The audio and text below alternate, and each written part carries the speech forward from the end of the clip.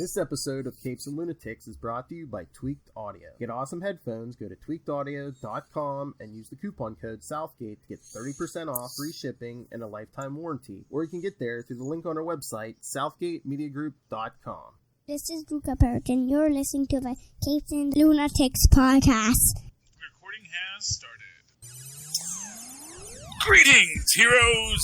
Welcome once again to Superconnectivity. I'm your host, Charlie the Professor Esser, and with me, as always, is the blue-eyed bomber from the Burg of Pitts. Philman Perich. Welcome, Philip, once again. Thank you. Oh, okay. Yes. Well, it is another glorious July morning here in New Jersey. What's the weather like out there in Pittsburgh? Warm. It's already like 79 degrees. There you go. At 9 a.m. Okay, yes. Getting ready for the big firework extravaganzas that no doubt will be all over the country this week because America. Count your fingers before, count your fingers after. If you have the same number, you did it right. Oh. Anyway, so let's talk. There's lots of stuff. Do you want to do the hard-hitting news first, or do you want to do the light, ephemeral joys of pop culture that we enjoy, Philip? You let me know what you want to do first. Why don't you do some hard-hitting news first? Okay, so hard-hitting news. So Anthony Mackie, your Captain America and mine, star of the new Captain America and Bucky series on Disney Plus. Why is that not dropping July 4th? I don't know. The original plan was for August anyway. Yeah, I don't know why it wasn't July 4th. Yeah, that just seems like bad marketing, Disney. Disney, no cookie. I do remember being surprised when they were, originally it was August. I don't know if it still is, but I'm like, it's not July? Yeah. Well, I mean, I'm guessing that, and as we've said, we're guessing that there was, a thing in Black Widow that's supposed to tie into it, and that they had to do Black Widow first. Yeah, maybe. Which, I mean, granted, great if they're going to do that super reintegration stuff. Yeah. Because we are missing that in our modern stories, but we'll get to that in a bit when we talk about Agents of S.H.I.E.L.D. But Anthony Mackie put it all on the line this week where he really called out Marvel and Disney, its parent company, for a lack of diversity behind the camera. Oh. Which is, and it is a fair cop, and really made a big point. It's great to see all those black names and black artists working on Black Panther, but we shouldn't only get to work on the Black Panther films. And this is sort of one of these things I've always said that, in a just world, no one cares about your statues. That if the world were just and, you had proper representation across the board on films, no one would care that you hired a white guy to direct Black Panther. Yeah.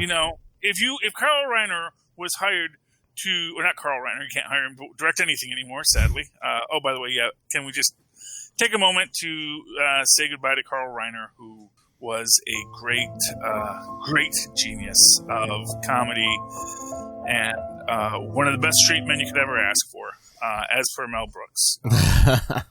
Who still lives 2,000 years later. Shh. It's 20,000. It's yes. 2020. Shh. I know. Well, he's the 2020-year-old man now. No, but that was their old bit, the 2,000-year-old man, mm-hmm. And it's in its own way, it's kind of sad and beautiful that the 2,000-year-old man should survive. Should have continued on because he will keep on.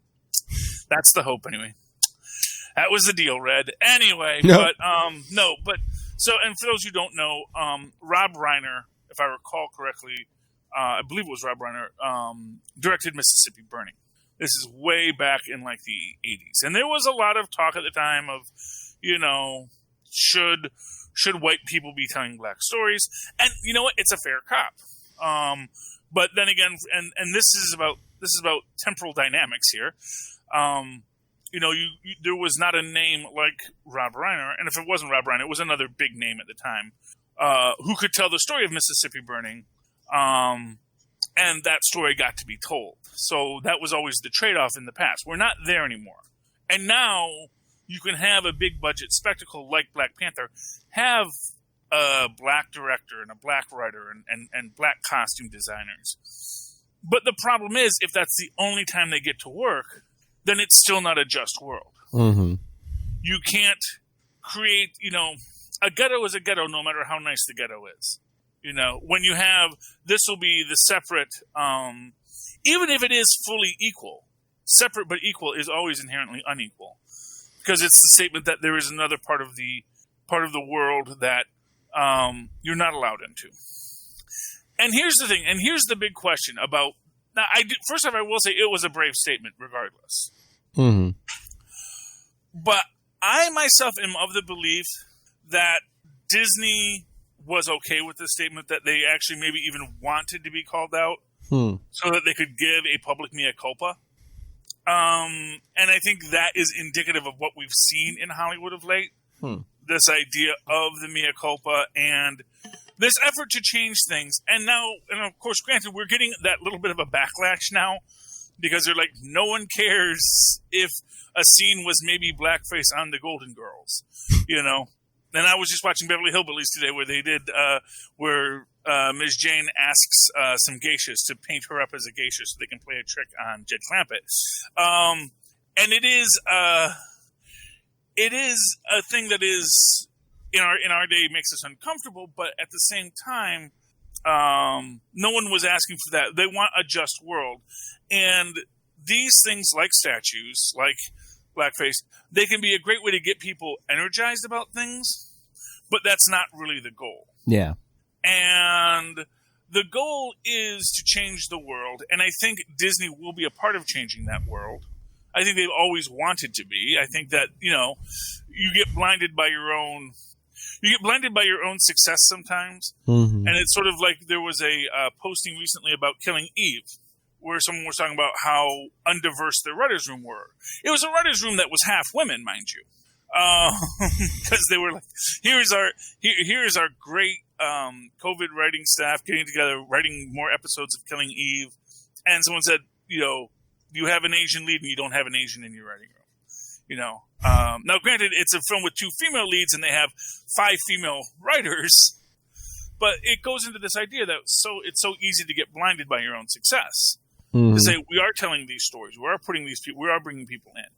And, I got a little blowback when I first mentioned this because I said, I do think, the fact that Taika Waititi, or Waititi, I believe it's Waititi, I don't know exactly how he pronounced it, is a person of color and is heading one of the major, really the Marvel trinities. He is in charge of that and pushing it forward, which is an amazing responsibility. And then people say, well, but he is not actually black, so you can't really compare. Just because he's a person of color doesn't mean black. But I do think that it goes beyond just, black and white. Although, again, that gets into that issue of, well, great, so we've got other people of color, but, we need to make sure that it's everybody. And I think that Disney does want to have a world where they are just saying, who's the best director? What's that guy who does the Twilight? I always forget if it's Key or Peele, but give me either Key or Peele and make them do good shows, make them do good movies for us, because he's very good at making movies. And so, and in Marvel itself, that Ta-Nehisi Coates is the writer on Captain America, and writing phenomenal Captain America stories. Mm-hmm. I mean, that's why I think Disney's seeing such success, is because they only care about one color. They're like, I don't care who you are. If you can make us green, welcome aboard. Well, yeah, and I do think, but at the same time, they weren't being as proactive about the issue as they could have been. And I think they recognize that. And I think having Anthony Mackie call it out, because even if they went to Anthony, because I think there was this idea that Anthony Mackie had these things. He probably went to Disney and said, I just want you to know I'm going to do this. And I think Disney said, yes, I actually would like you to do that. We would like you to take this action because you're right. That is something we need to be called out on, and we need to make it better. Now, granted, he's the head he's the star, he's the face of Captain America and Bucky. So arguably, he probably has had some influence on that. Although maybe he didn't have as much as he felt he should have, and that's one of the reasons why there is this seeping concern. And so when they announced Captain America and Bucky season 2, I think you'll get that either Key or Peele. I can never remember which one it is. Is it Key or is it Peele? Who? Is it Keegan-Michael Key? Who Peele does? Is the director does Twilight Zone? Okay, it's Peele. Yeah. Jordan Peele. Okay, that's the problem with comedy duos. I can't. I still don't know which one is Laurel and which one is Hardy. Oh no! So decades from now, people are going to be confusing us. Oh yeah. Well, we're both so good looking. Well, that's why I give the honorific. So, well, no, it's the professor. That's the professor or the blue-eyed bomber. That's why you got to give those honorifics so people can identify. Oh yeah, he doesn't have blue eyes. He couldn't have been the blue-eyed bomber of the Burger Pit. So you got to think it all through. But anyway, yeah. So they'll get Jordan Peele in there. They will get more of these, and they'll give them more characters to work with, more characters to do, because they do want to have better stories. Mm-hmm. And when you just have your female director on your female film and your black director on your black film, it can cause a problem. But at the same time, in this day and age, you do need to have your female director on your female film and your black director on your black film. So it's a needle you have to thread, but you have to thread it. And if you want to, as the statement goes, get that camel through that needle to get into heaven as a rich man, you're going to have to work hard at it, and that is the rich man got to get into heaven somehow thing. Now, over on the DC world, you have another prominent African American actor who has taken this moment to kick Joss Whedon. Which, is... And look, I'm not going to say Whedon doesn't have controversies. People have instructed me on all of his controversies. But at the same time, I know he does have defenders. Most of his controversies sound like they might have been personal issues with his wife. The Charisma Carpenter issue... By Charisma Carpenter's own statements, it was a lot more complex than just, he hated me because I got pregnant. Mm-hmm. It was more like, I got pregnant, and it really made his life out very hard, and it caused a lot of tension on the set because, yes, you can shoot around a pregnant character, but it's not easy, especially if you're doing a lot of high kicks. Yeah. Scarlett Johansson can do it, but that's just because she's Scarlett Johansson. And she's making movies, not TV. So there's a lot more budget for digitally removing bellies than there is for digitally removing mustaches, apparently. I mean, Ray Fisher, I get where you're coming from, where it's just, he didn't want to say a certain line or he didn't want to do this. I mean, it still could have been wrong, but who knows? We weren't there. But I don't know, just the Gal Gadot stuff just seems a little more problematic to me. Well, to me, the Gal Gadot stuff seems like it was actually totally normal. He said, I want to shoot this scene. And she said, I don't want to shoot that scene. And he said, okay, we'll shoot it with a stunt double. And she was like, okay. And the stunt double was like, yes, I get to work. So it's kind of win-win. And that is actually how you do that. You say, I have a scene, I need someone to be naked. Actor says, I don't want to be naked. So that's fine. There's lots of people who do. We just won't shoot their face. So we just need you to have your face in this scene, in this direction, and then we need to cut to the person who does that. And see, that's being a professional, and that's working through it. I honestly think that it was the fact that he realized that he felt he was supposed to have a bigger part in it. But first off, it's a film with, 5 superheroes in it? Maybe, is there 6? Well, they cut Martian Manhunter, so yeah. So they cut it down to 5. So right there, if anyone should be complaining, it probably should be Martian Manhunter. It's like, yeah, I know, I didn't even get into it, you have heroes who are like, Wonder Woman's already had her own movie. Batman and Superman were in like a team up movie. Aquaman was going to be the next movie. Yeah. So yeah, of course they're kind of going to push Cyborg a little to the side because his movie wasn't coming for a while, which I don't even think they're going to do now. Well, that's the thing. I think a lot of it is that he's mad that Cyborg got put to the side, and he's going to blame Whedon for that. Yeah. Because at the end of the day, not for nothing, acting like Cyborg, isn't shoehorned in to the DCU is, in my opinion, just lying. It's just lying. You want a black member of the team, you get John Stewart. You put in John Stewart, Green Lantern, and you could have even introduced him in the first one, or you even just maybe have him out. Oh yeah, no, I couldn't show. I was keeping the universe safe from some kind of a sun eater.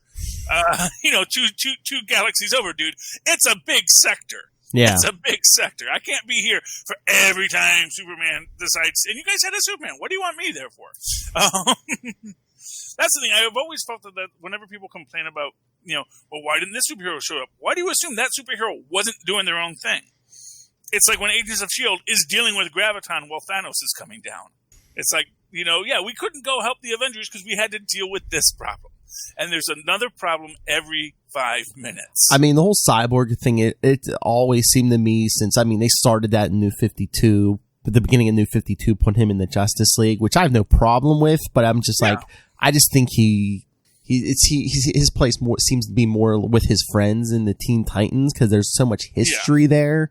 I mean, if they had started him there and then promoted him to the Justice League, that's fine, but it's just... Yeah, it's odd, and it is, and not for nothing, and then they went and pushed him over to the Doom Patrol to replace Beast Boy. Yes. Because Beast Boy's over on the Titans, which is fair. That's kind of fair. And they also did Doom Patrol in the Titans, so you actually had an interconnection there. Although, it just seems like it more shows the dearth of African-American superheroes to draw on. Mm-hmm. In the DC universe. And I'm not going to act like Marvel's so much better. But, they do. But for what it's worth, Marvel had an entire blaxploitation line. So they actually have black superheroes they can pull up at a moment's notice. And Luke Cage, for what it's worth, he actually goes to the Avengers super organically. Yeah. I don't think anyone ever said, oh, yeah, no, I don't see that as weird because, he had been an independent superhero on his own for so long. Where Cyborg really doesn't have a lot of independent superhero work. No, and there are other black you could have did Black Lightning. Yeah. Why not? He was on the Super, well, not him, but Black Vulcan was, and we all know that's Black Lightning. Yeah. We all know that he was on the Super Friends. He would have been completely accepted and seen. Yeah. And CW had already done Vixen. There's a black woman. You could have had another woman on that team, but it's like I don't know. I just feel like maybe they did Cyborg because they're like, oh, he's more well known because he's been in all those two Teen Titans cartoons already, and which is true. He is very popular there. Although again, that goes back to John Stewart, who was way more popular. Justice League, yeah, on Justice League, and doesn't have any weird awkwardness about how he got built, what he's made out of, and honestly, which is actually the cool thing in Doom Patrol, where he's not Mother Box technology. He's just super science, which I like, which is his original origin. Then they put in the Mother Box technology, which, I think that was his big mistake. Because I think the minute, and if nothing else, that might even be why Joss Whedon kind of pushed it to the side. It's like, look, if he's Mother Box technology, obviously, and they're chasing down mother boxes, obviously that's going to be a problem because that means that anyone that has a mother box probably can see through him, Yeah. That's the thing. It's like, Joss Whedon is maybe thinking like a comic book nerd. And, and also, like I said, I really think that Joss Whedon, I will guarantee Joss Whedon lost his temper on set a lot. Because he literally was, asked to come captain the Titanic after it hits the iceberg. Whoa, yeah. And he's got to listen to everyone complaining about how they should be on the lifeboat first. And his hands were so far tied behind his back because this movie was supposed to be Steppenwolf and it was supposed to lead the dark side, and then I think they cut all mentions of dark sides, and then it's like, oh, the villain's Steppenwolf, and 99% of the public were probably like, who the hell is that? Yeah. There was just a lot of problems with it from the start and from the finish. And I don't think the Snyder Cut is going to save it. That's just my honest opinion. Oh. That is just my honest opinion. But yeah, I feel that, and for what it's worth, Ray Fisher also called out Jeff Johns Oh, yeah. For Yeah, Nate. so we focus on the Whedon aspect of it, but he's also calling out Jeff Johns, and I forget who the other name was in that. Who must be the Warner's suit. Was it Goyer? Was it Goyer or was it somebody else? I don't know. I think that might have been it. I think it might have been a G name. I just remember Jeff Johns because Jeff Johns, meanwhile, is getting nothing but praise for Stargirl. Yes, his baby, and again, like, why not Stargirl? But let's talk about the most recent episode of Stargirl. Okay. First off, who is the villain in the basement with the hood? I'm not too familiar with him. I believe his name is it Dragon King, I think. Okay. And his daughter it's got kick butt healing factor, so that's cool. Yeah, I think it's Shiv. Yeah, I think because Shiv. Okay, she's pretty cool, and I got to tell you, what I'm liking best about this is the possibility of heel and face turns. Because I get the feeling that, especially because most of the villainous children were not raised with a knowledge of their family lineage. Yeah. That, like, Shiv is clearly the exception to that rule. Mm-hmm. I think that you're going to get, like, Brainwave's kid, who's now getting his brainwave powers after his father has been put into a coma, which we knew was going to happen eventually. Yeah. And I honestly think that that's probably a lot of factors, and maybe just the fact that his father never really knew how to teach his son how to use it. Mm-hmm. But now once he's gone, he starts to develop it naturally. That maybe his father was pushing on his brain out so much was making his brain put up psychic defenses. Yeah. Like inherently. I'm trying to remember because I'm not too familiar with some of those comics, but I'm pretty sure like in Infinity Inc. and stuff, I think Brainwave Jr. actually worked with the heroes for a while, but eventually he just like went insane, I guess, from his powers. Yeah. Well, that's a problem when you have people talking in your head. That's why. Oh, yeah. That's why Professor X is always like trying to clamp down on people's brains. Cause, don't talk. I need your brain to be where I need it, because otherwise you're going to drive me insane. And then, of course, Charles Xavier goes insane. Every few issues now. It's hard being Charles Xavier, I'm sure. But, I like the fact that we had Courtney reaching out to Shiv's character, and I'm blanking on her name. I liked the fact that she was actually even receptive to it, to the point. Oh, yeah. Although, again, is this person who doesn't like to ever be told no. Well, I was going to say, yeah, has she ever been told no in her life? Yes. Well, only by her father, apparently. Although, then it's always like a soft no, I was going to say, and it seems like he's not around half the time anyway. It's basically just do what you want, just stay out of my way.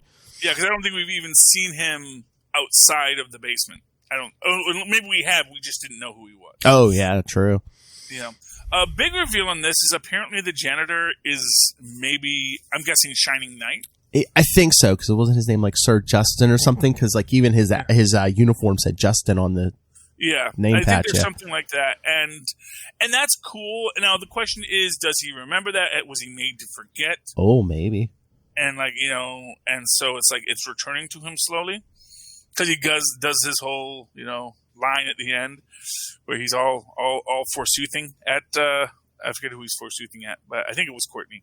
But, and that is an interesting thing. The other thing that I'm really interested in is heel turns by the Justice Society members. Yes. Most notably, I'm wondering if they're going to have Dr. Midnight do a heel turn. Oh. Because people are treating her awfully. Mm-hmm.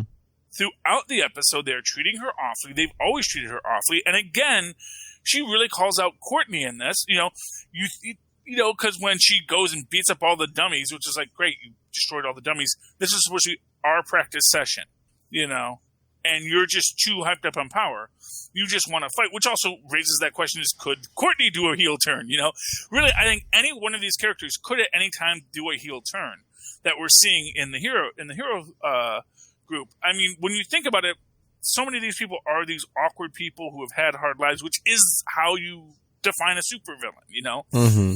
And likewise with the villainous children, they are people who come from some kind of privilege, and yes, that could make them villains. It could also make them far more empathetic and far more interested in being villainous because they know of other ways. You know, they're the kind of guys who would say, "Why don't I just sell my invention?" rather than try to rob a bank with it, you know? I just see the rest of the team maybe be like moving away from Courtney for a while, but then they all have to come together towards the end. But I mean, speaking of Dr. Midnight, I just love the scene with, you know, she's in the bathroom, then the parents are like, "Oh, you didn't pack our lunches today." And she's like, "Oh no, I'm too busy. Bye." You know, cause they, you know, the whole rest of the season, they're like, "Oh, you need to get some friends, you know, quit hanging on to us so much." And it's just like, "Oh no, I was busy. Bye." Yes, which is interesting, and also creates this interest, because that's actually the first time her parents reached out to her, because she's always been so clingy to them before that. Yeah, and it makes me wonder if she's going to have some kind of a story too, where she actually does have a super secret power that beyond just the Captain Midnight goggles is going to be revealed. So yeah, I mean, I'm intrigued by the whole concept. I'm intrigued by everything they're doing. I think that it is a strong and powerful show in the way it does things. I do know I am not, you know, the middle-aged white male is not their demographic. This is clearly written for a much younger audience, which I can appreciate and I can like, just like I like Teen Titans Go. I'm not the target demographic of Teen Titans Go, but I do love it. And I can love this too. And it is very enjoyable. But yeah, sometimes I feel like, especially Courtney, is so bubbly. I'm sure if Lilith was here, she's going to say, "Yeah, that's the demographic," and I can get that that's the demographic. But yeah, it's interesting to me. I like this series.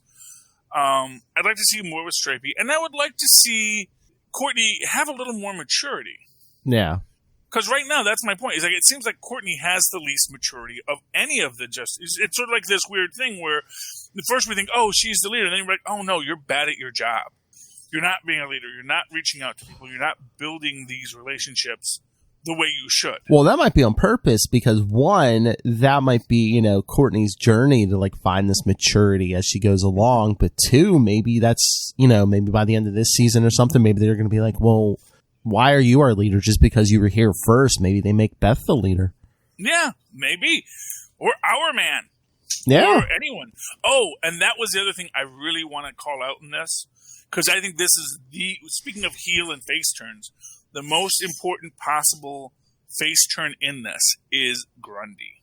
Oh, yeah. That's what I was thinking too, yeah. Because Stripes specifically calls out Grundy. And that Grundy has that basically if the Injustice Society still controls Grundy, meaning that Grundy is a force of nature, as he should be, as hopefully when he unites all the parliaments and brings order to magic as the force of all magic in the universe, both life and death and balance and all that kind of nonsense, that would be awesome.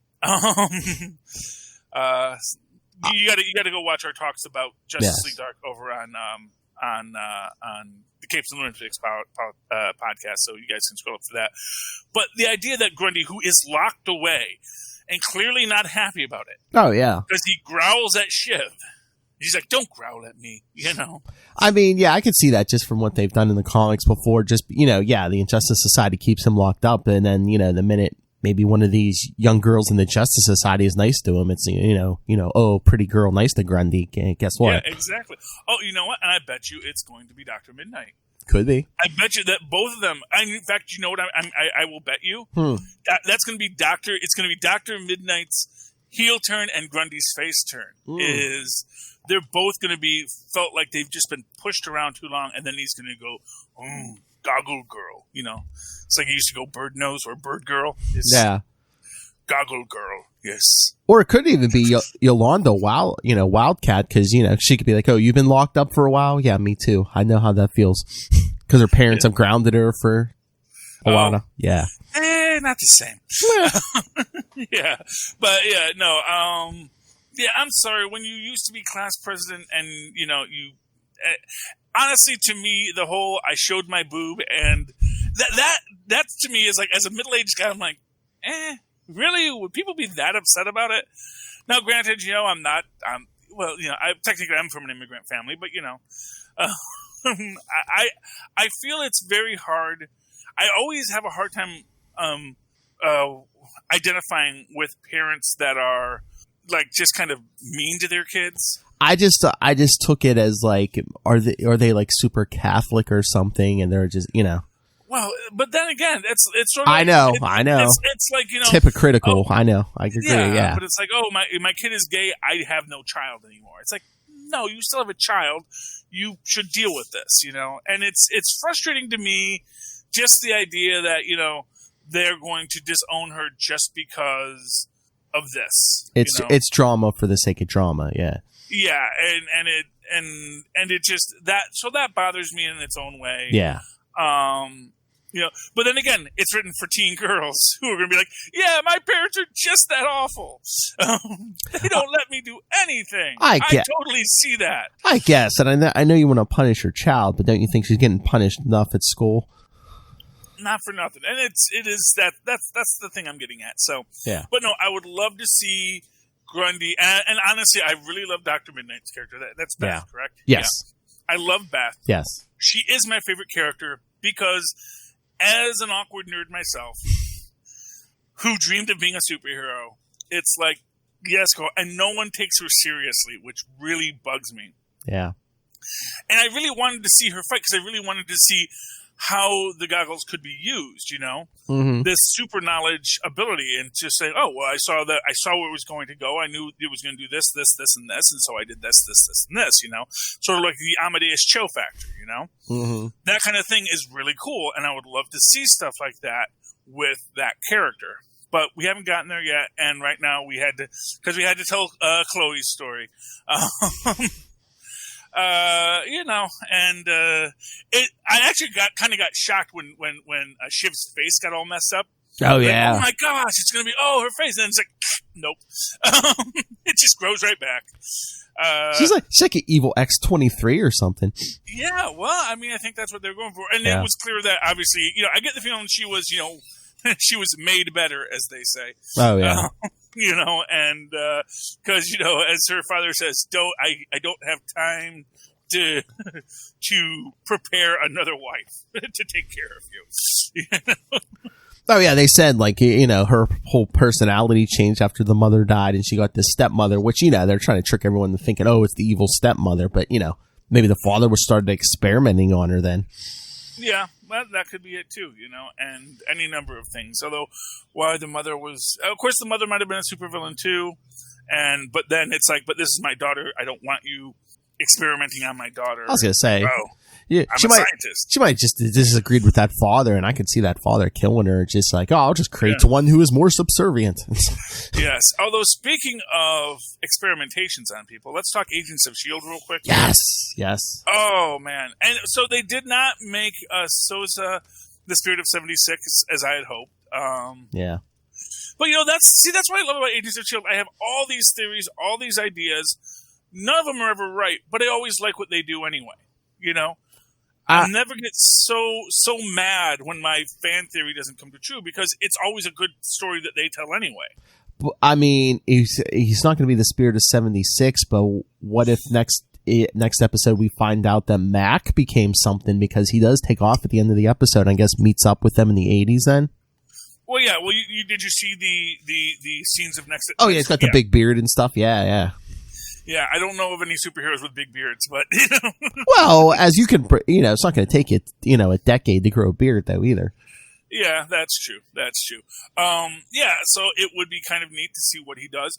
I do like that they do reveal that yes, Coulson is back in Max Headroom form. Yes, which is pretty awesome. But that's next issue. We'll talk about that next episode. But this one we have the whole thing with Whitehall. And his notes, and trying to extract the superpowers from Daisy to basically give himself some inhuman growth hormone kind of a jazz. And so spoilers for that scene when he starts. So do you think that which one was that? Nathan? Yeah, Nathan Malik. The son. Yeah, the son. Do you think that's the end of him? It's hard to tell with this show. I know. I actually get the feeling, because especially when my bones are cracking, and he goes into, and then everything collapses on him. I think he's going to come back as Vibro. Oh, maybe, yeah.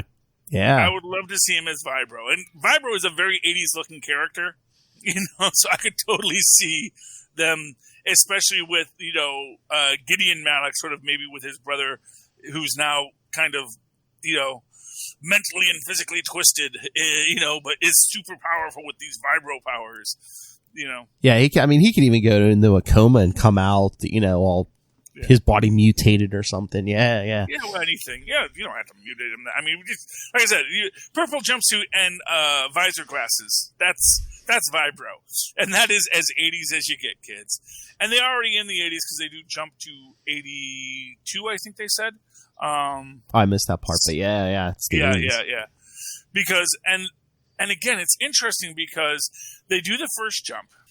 Because obviously, and of course, they have to jump when they do. And then again, it's a situation where they don't know how long the jumps are. The jumps, because, and this is what I realized: it's not that the Chronicoms are trying to preserve the timeline. The Chronicoms are trying to create a timeline, so that they can take over the world. So they are now, as of now, our agents are in a completely different universe. And they're not going to be able to get back to their universe, and that's going to be the big revelation at the end. Or maybe they're going to find how they can get back to their universe with the Time Variance Authority. So, that's going to be the end.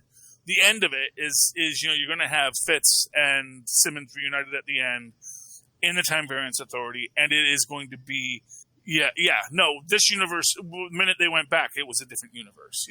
Yeah. The minute they went back, it was, but that's okay because we can return people to the main line. He would say, we had to do that with Steve Rogers once. And what did you think of Simmons, with the thing in her neck, I'm starting to remember things I'm not supposed to remember. I can't remember stuff I'm supposed to remember.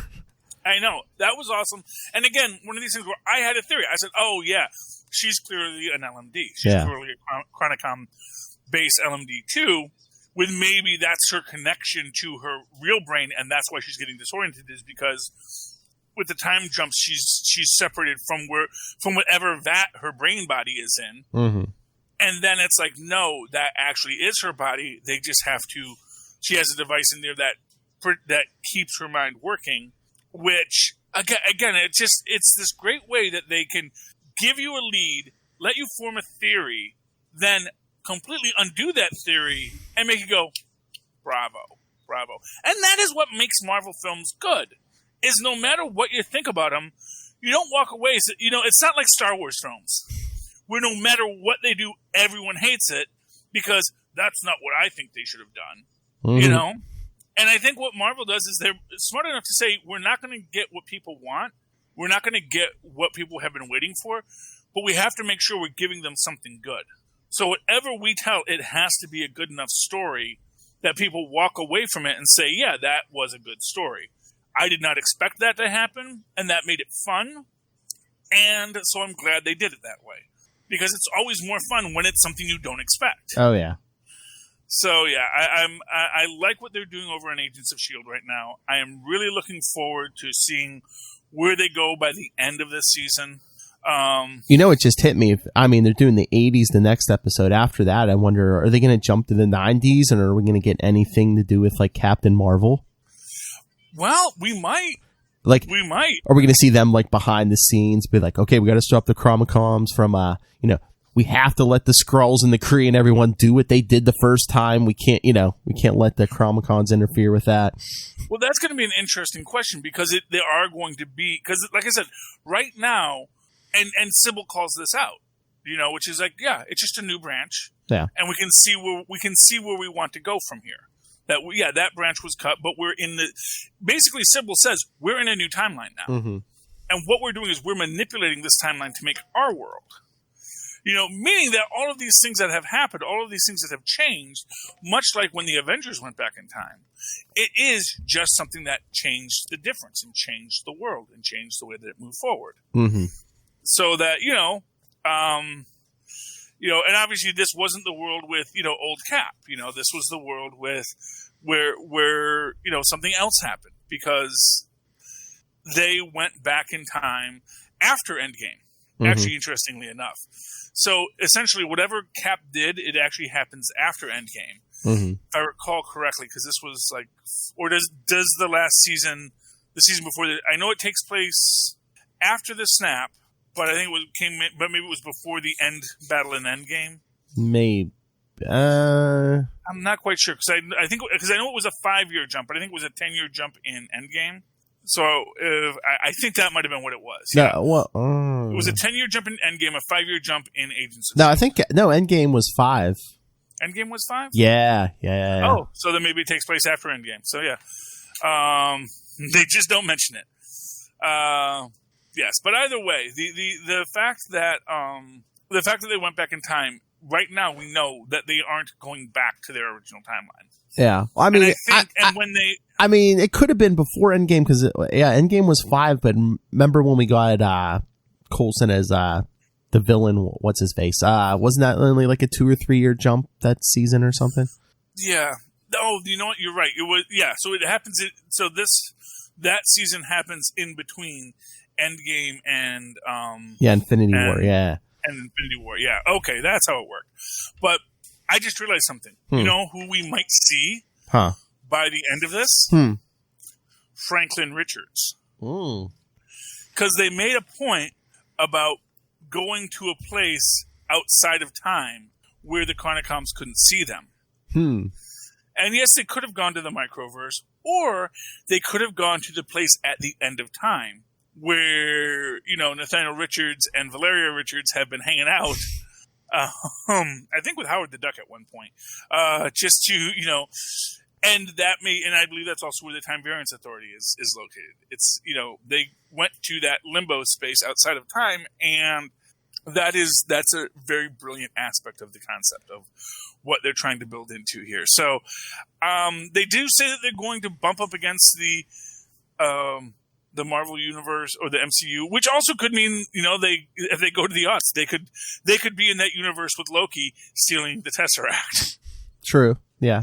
Because that's the thing when they're going when the heroes are going back in time, there's no guarantee they're going back to their past. Yeah. Because they're going back to a universe that which is also one of those weird things where maybe the Time Stone never did get back to the Ancient One. We don't know. I mean, oh my God, how awesome would that be if Coulson gets like another body somehow, another LMD or something. It's just like, every time we saw Coulson in the first Iron Man, one of those appearances, it wasn't 2008 Coulson. It was, LMD Coulson from 2020. Well, that would be kind of cool. That would be kind of cool, and it was the LMD Coulson who sacrifices himself. Yeah, yes. Or like the end of Iron Man, one of the agents says, "Yeah, this story they gave you about a bodyguard, that's stupid. You should just tell them who you are." Yeah. Oh, it will be interesting. However they work through it, I'm very excited about where it's going. It's a very good series. You should be watching it. Everyone should be watching it. It is, and it really lets you enjoy this aspect, this world of the Marvel Cinematic Universe without actually having to worry about the fact that Marvel Cinematic Universe is its own thing, and it's also part of this. And I wonder if we might get I think like Daredevil is available to them now, so I do wonder if maybe we'll get a Daredevil reference at some point. Ooh. Or that would be cool. There's lots of things that would be cool in this, and they have the rights to do it now. So I want to see where they're going to go next. There's so much good that's going on in it. Who knows, maybe they're going to run across a Thanos. They could run across, they could run across Ego. Oh, wow. Or actually I think Chris Pratt sometime in the 80s was born. So, yeah.